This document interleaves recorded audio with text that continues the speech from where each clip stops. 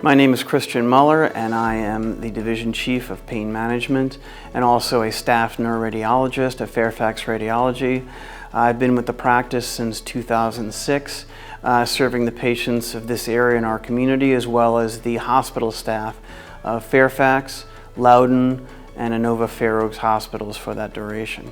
We perform pain management procedures primarily on the spine, in all kinds of situations, and we do everything under CAT scan guidance, which gives us a far greater safety profile and capability, particularly for complicated patients, instrumented patients, patients that have been previously treated and operated on.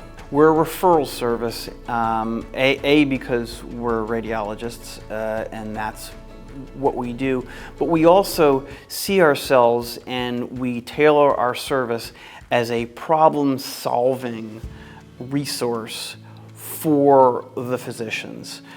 We are treating the patients. They are our ultimate individual who we're caring for, but who we're serving and servicing is the referring physicians. They've worked the patient up, they've decided, they've either done physical therapy, taken oral medications, rested, and all these conservative measures haven't helped, and that's where we come in. Well, I tell patients this all the time. Actually, I feel a large part of my job is explaining what we're doing to an average person in a way they can understand, because understanding what we're doing, and more importantly, understanding the limitations and or extent to which we can help. The way we function is we're firemen, is what we are. Your spinal column has degenerative changes, and then every now and then it will become inflamed, incredibly inflamed at times. And so we can't change the disc herniation, we can't take that out, we can't take away the arthritis in the facet joints, we can't take away the stenosis. What we can do is use targeted steroids and anesthetics to put the fire out, to cool the fire down, and that's what we do. And a lot of times patients will say, well, why am I going through this? Why don't I just go to a surgery and get it fixed? Because the spine is oftentimes unable to either be fixed, or once you fix it, you create other problems. So we put the fire out, and then frequently patients can do quite well for weeks, months, even years.